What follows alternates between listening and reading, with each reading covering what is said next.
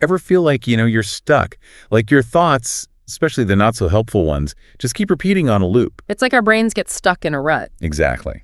And that's what we're diving into today with Dr. Joe Dispenza, joined by Jay Shetty. We're talking neuroscience, the power of thought, all that good stuff. And the best part is Dr. Dispenza doesn't just talk the talk. He backs it up with some pretty compelling scientific research. I mean, he's blending neuroscience, epigenetics. Even quantum physics? Right.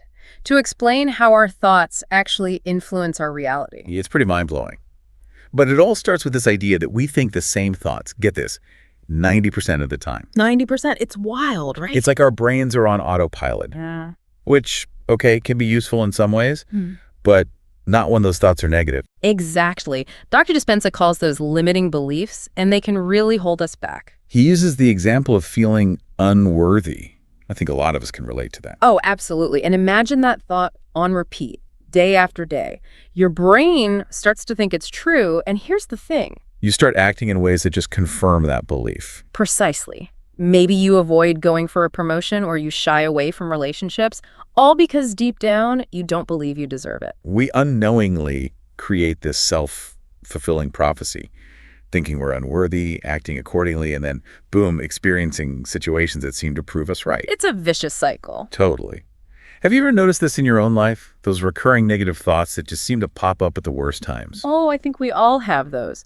But the good news is, Dr. Dispenza suggests we don't have to be controlled by these thoughts. We can actually change them. That's the idea. It starts with awareness, like noticing those unconscious patterns, and then making a conscious choice to shift to more empowering thoughts. Easier said than done, I imagine. Oh, for sure. But Dr. Dispenza's research indicates that we can actually rewire our brains. It's like upgrading our mental software, Okay, I like that analogy. So we can upgrade our thinking. But then there's stress, which, as Jay Shetty points out, can throw even our best intentions right out the window. Absolutely. And Dr. Dispenza gets into the science behind it, explaining how those stress hormones we feel are directly connected to those negative emotions.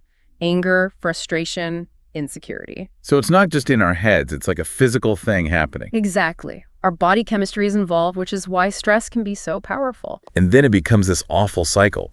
You're stressed, so you react in ways you might regret later on, which just leads to more stress. It's like we're so focused on the stressors in our lives that we can't even see the opportunities to change things. Okay, so how do we break free? Well, that's where Dr. Dispenza talks about the power of meditation. And he's not just talking about relaxing for a few minutes. He sees meditation as a way to interrupt that stress cycle and literally rewire our brains. So meditation is like a superpower. In a way, yeah. It can have a profound impact on our brains and bodies. But for those of us who can't sit still for more than 5 minutes, what then?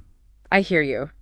It can feel intimidating at first, but Dr. Dispenza says there's a formula that makes meditation achievable for anyone. There's hope for us yet.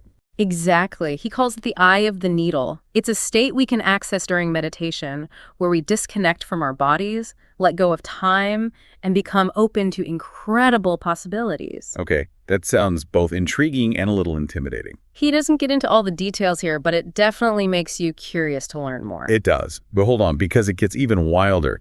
Dr. Dispenza believes our bodies are basically walking pharmacies. It's a powerful image, right? Totally. He says our bodies can produce their own medicine. Anti-inflammatories, pain relievers, even anti-carcinogenic chemicals. It's about tapping into this incredible potential we all have within us. And what I find so fascinating is that it's rooted in scientific research. It's not just some new age theory. There's actual science behind it. Exactly. And Dr. Dispenza has seen some amazing things in his work. People experiencing profound transformations just by harnessing the power of their minds and bodies. Wow, that makes you think, what are we truly capable of if we could tap into that power? It's an incredible thing to consider. But here's the thing. Dr. Dispenza stresses that those shifts, as amazing as they can be, they aren't necessarily permanent. Wait, so we can experience these positive changes, but then we just go back to our old ways? It's definitely a risk. He emphasizes that people can make huge strides, but then if they aren't careful, they fall back into old habits. So how do we make those changes last? That's what I want to know. That's the million-dollar question, right? And it all comes down to consistent practice. So it's a journey, not a destination. It takes effort to make those changes stick. It does, but the good news is even small steps done consistently can have a big impact. Small steps, big impact. I love the sound of that. And speaking of small steps, Dr. Dispenza talks about the power of just 1 minute of focused breath work. 1 minute. It sounds almost too simple, right? It does. So break it down for us. What's so special about breath work and how's it connected to all this? Well, it all comes back to our nervous system and how we handle stress. You see, when your heart rate is more variable, meaning it shifts smoothly in response to different situations, it's a sign you're more adaptable, more resilient to stress. So a steady heart rate isn't always a good thing. Not necessarily. A heart rate that's kind of stuck, not changing much, can sometimes be a sign of higher anxiety. Interesting. So it's not just about how fast or slow our hearts beat, but how well they adapt. Precisely. Think of it like, a mountain stream flowing around obstacles. Okay, I'm picturing it. Versus like a rigid concrete channel. Ah, okay. The stream, with its natural flow that's like a variable heart rate, it's much more adaptable. The concrete channel, not so much. Okay, that makes sense. So where does the breath work fit in? Breathwork can help shift our heart rate variability towards that more adaptable, less anxious state. Even just focusing on our breath for a minute or two. Exactly. It's like hitting the reset button on our nervous system. I could definitely use a reset button sometimes. And this actually ties into a really interesting point Dr. Dispenza makes about our brains. What's that? He talks about how our brains are kind of wired to predict and control the future, which, as you can imagine, leads to a lot of stress. Exactly. Our brains are constantly spinning with what-ifs and worst-case scenarios. Oh, tell me about it. But breathwork, by bringing us back to the present moment, focusing on each inhale and exhale, it calms all that mental noise down. Exactly. It shifts us from that fight or flight mode to a calmer, more present state. So we have more control than we think. We can actually choose how to respond to stress. We can, but it's not always easy. Dr. Dispenza acknowledges that our nervous system, with its instinct to fight, flee, or freeze well, it's powerful. Thousands of years of evolution, right? Exactly. It kept us alive. But we're not living in caves anymore. We don't need to react to every little thing like it's a life or death situation. So we have a choice. We can choose to evolve beyond those automatic reactions. But how do we do that when those reactions are so strong? Well, Dr. Dispenza points to practices like meditation, but Jay Shetty brings up a really interesting tactic that I think anyone can use. He calls it scripting. Scripting? Like writing a movie script? Kind of. It's about writing out how you want to respond in challenging situations ahead of time. Let's say you tend to get defensive during arguments. Oh, I know the feeling. Instead of going into the conversation braced for a fight, you could script a more positive response beforehand. So you're kind of pre-programming your reaction, giving yourself a better option than just reacting impulsively. Exactly. You're creating a conscious alternative to those knee-jerk reactions that might not be serving you well. I love that. Scripting. I'm adding that to my to-do list. What I find so fascinating about these deep dives is it's not just about understanding the concepts. It's about coming away with practical tools you can actually use. I agree. And what's really interesting is how Dr. Dispenza emphasizes that this work, it has a ripple effect. It's not just about feeling less stressed or being nicer in an argument.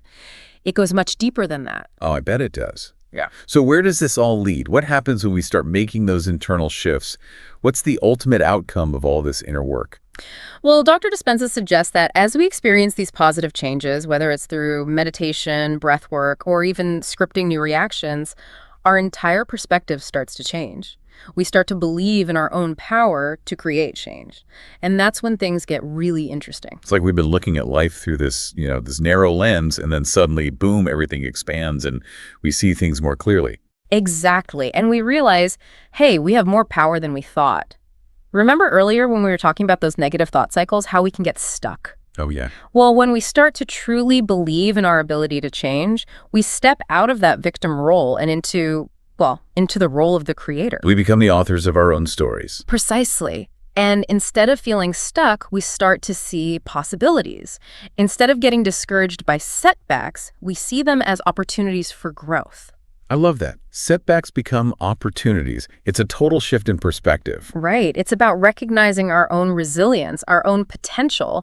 And what I find so amazing is that this shift, it doesn't just impact us. It doesn't. No, it has this ripple effect outwards, affecting our relationships, how we interact with everyone and everything around us. Because when we're constantly stressed, caught up in our own heads, we don't have the capacity to truly be there for others, do we? Exactly. It's like trying to, offer someone a drink of water from an empty well. That's a great analogy. You have to fill your own well first. And that's what I find so inspiring about Dr. Dispenza's message.